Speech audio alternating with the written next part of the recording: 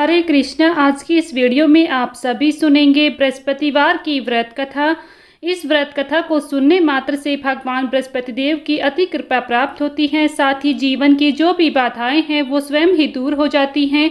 अगर आप भी भगवान बृहस्पति देव का व्रत करते हैं और उन्हें प्रसन्न करना चाहते हैं तो ये व्रत कथा आप अवश्य ही सुने और पढ़ें। आपकी सभी मनोकामनाएं भगवान बृहस्पति देव अवश्य ही पूर्ण करेंगे।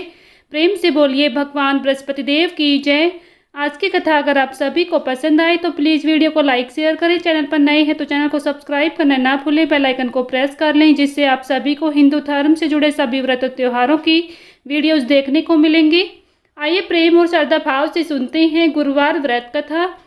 भारतवर्ष में एक प्रतापी और दानी राजा राज्य करता था। वह नित्य गरीबों और ब्राह्मणों की सहायता करता था। यह बात उसकी रानी को अच्छी नहीं लगती थी। वह न तो गरीबों को दान देती और न ही भगवान का पूजन करती। राजा को भी दान देने से मना किया करती थी। एक दिन राजा शिकार खेलने वन को गए हुए थे तो रानी महल में अकेली थी। उसी समय बृहस्पति देव साधु वेश में राजा के महल में भिक्षा के लिए गए और भिक्षा मांगी।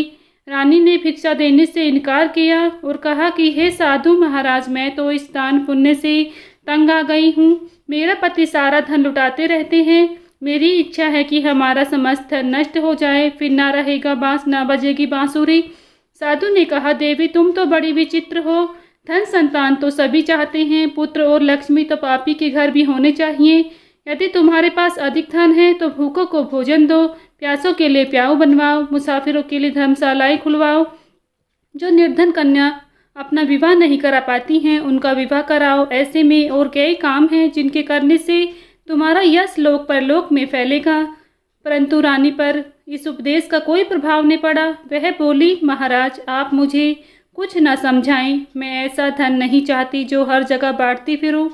साधु ने उत्तर दिया कि यदि तुम्हारी ऐसी इच्छा है तो तथास्तु। तुम ऐसा करना कि बृहस्पतिवार को घर लीपकर पीली मिट्टी से अपना सिर धोकर स्नान करना, भट्टी चढ़ाकर कपड़े धोना। ऐसा करने से आपका सारा धन नष्ट हो जाएगा। इतना कहकर वह साधु महाराज वहां से अलोप हो गए। साधु के अनुसार कही बातों को पूरा करते हुए रानी को केवल 3 बृहस्पतिवार ही बीते थे कि उसका समस्त धन संपत्ति नष्ट हो गई। भोजन के लिए राजा का परिवार तरसने लगा। तब एक दिन राजा ने रानी से बोला कि हे रानी, तुम यहीं पर रहो, मैं दूसरे देश को जाता हूँ क्योंकि यहाँ पर सभी लोग मुझे जानते हैं, इसलिए मैं कोई छोटा कार्य नहीं कर सकता। ऐसा कहकर राजा परदेश चला गया। वहाँ वह जंगल से लकड़ी काट कर लाता और शहर में बेचता। इस तरह से वह अपना जीवन व्यतीत करने लगा। इधर राजा के परदेश जाते ही रानी और दासी दोनों दुखी रहने लगी। एक बार जब रानी और दासी को 7 दिन तक भोजन नहीं मिला तो रानी ने अपनी दासी से कहा कि हे दासी, तुम पास ही के नगर में मेरी बहन रहती है, वह बड़ी धनवान है, तो उसके पास जा और कुछ ले आ ताकि कुछ समय के लिए गुजर बसर हो जाए। दासी रानी की बहन के पास गई। उस दिन गुरुवार था और रानी की बहन उस समय बृहस्पतिवार का व्रत कथा सुन रही थी। दासी ने रानी की बहन को अपनी रानी का संदेश दिया, लेकिन रानी की बड़ी बहन ने कोई उत्तर नहीं दिया। तब दासी को रानी की बहन से कोई उत्तर नहीं मिला तो वह बहुत दुखी हुई और उसे क्रोध भी आया। दासी ने वापस आकर रानी को सारी बात बता दी। सुनकर रानी ने अपने भाग्य को कोसा। उधर रानी की बहन ने सोचा कि मेरी बहन की दासी आई थी परंतु मैं उससे नहीं बोली, इससे वह बहुत दुखी हुई होगी। कथा सुनकर और पूजन समाप्त करके वह अपनी बहन के घर आई और कहने लगी कि हे बहन, मैं बृहस्पतिवार का व्रत कर रही थी, तुम्हारी दासी मेरे घर आई थी, परंतु जब तक कथा होती है तब तक ना तो उठते हैं और ना ही बोलते हैं, इसलिए मैं नहीं बोली। कहो दासी क्यों आई थी? रानी बोली, बहन तुमसे क्या छिपाऊं, हमारे घर में खाने तक को अनाज नहीं था। ऐसा कहते कहते रानी की आंखें भर आई। उसने दासी समेत पिछले 7 दिनों से भूखे रहने की बात अपनी बहन को विस्तार पूर्वक बता दी। रानी की बहन बोली, देखो बहन, भगवान बृहस्पति देव सबकी मनोकामनाओं को पूर्ण करती हैं।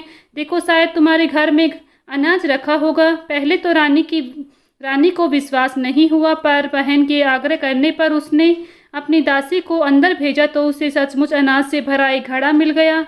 यह देखकर दासी को बहुत हैरानी हुई। दासी रानी से कहने लगी, हे रानी, जब हमको भोजन नहीं मिलता था तब हम व्रत ही तो करते थे, इसलिए क्यों ना इनसे व्रत और कथा की विधि पूछ ली जाए ताकि हम भी व्रत कर सकें। तब रानी ने अपनी बहन से बृहस्पतिवार व्रत की कथा के बारे में पूछा। उसकी बहन ने बताया कि बृहस्पतिवार के व्रत में चने की दाल और मुनक्का से विष्णु भगवान का केले की जड़ में पूजन करें तथा दीपक जलाएं, व्रत कथा सुने और पीला भोजन ही करें। इससे बृहस्पति देव प्रसन्न होती हैं। व्रत और पूजन विधि बताकर रानी की बहन अपने घर को लौट आई। 7 दिन के बाद जब गुरुवार आया तो रानी और दासी ने व्रत रखा। गुड़साल में जाकर चना और गुड़ बीन लाई, फिर उससे केले की जड़ और भगवान विष्णु का पूजन किया। अब पीला भोजन कहाँ से आए, इस बात को लेकर दोनों बहुत दुखी थे, क्योंकि उन्होंने व्रत रखा था, इसलिए बृहस्पति देव उनसे प्रसन्न थे। इसलिए वे एक साधु व्यक्ति का रूप धारण कर 2 थालों में पीला सुंदर भोजन लेकर आए। भोजन पाकर दासी प्रसन्न हुई और फिर रानी के साथ मिलकर भोजन ग्रहण किया। उसके बाद वे सभी गुरुवार को व्रत और पूजन करने लगी। बृहस्पति भगवान की कृपा से उनके पास फिर से धन संपत्ति आ गई, परंतु रानी फिर से पहले की तरह आलस्य करने लगी। तब दासी बोली, देखो रानी, तुम पहले भी इस प्रकार आलस्य करती थी, तुम्हें धन रखने में कष्ट होता था, इस कारण धन नष्ट हो गया, और अब जब भगवान बृहस्पति देव की कृपा से तुम्हें ये धन मिला है तो तुम फिर से आलस करने लगी हो। रानी को समझाते हुए दासी कहती है कि बड़ी मुसीबतों के बाद हमने यह धन पाया है, इसलिए हमें दान पुण्य करना चाहिए, भूखे मनुष्य को भोजन कराना चाहिए और धन को शुभ कार्यों में खर्च करना चाहिए, जिससे तुम्हारा लोक परलोक में यश बढ़ेगा, स्वर्ग की प्राप्ति होगी, पितृ प्रसन्न होंगे। दासी की बात मानकर रानी अपना धन शुभ कार्यों में खर्च करने लगी, जिससे पूरे नगर में उसका यश फैलने लगा।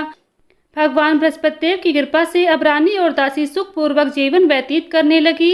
भगवान बृहस्पति देव ऐसे ही हैं, जैसे जिसके मन में कामनाएं होती हैं सभी को पूर्ण करती हैं। जो सद्भावना पूर्वक बृहस्पतिवार का व्रत करता है एवं कथा पढ़ता है अथवा दूसरों को सुनाता है, बृहस्पति देव उसकी सभी मनोकामनाओं को पूर्ण करते हैं। प्रेम से बोलिए भगवान बृहस्पति देव की जय।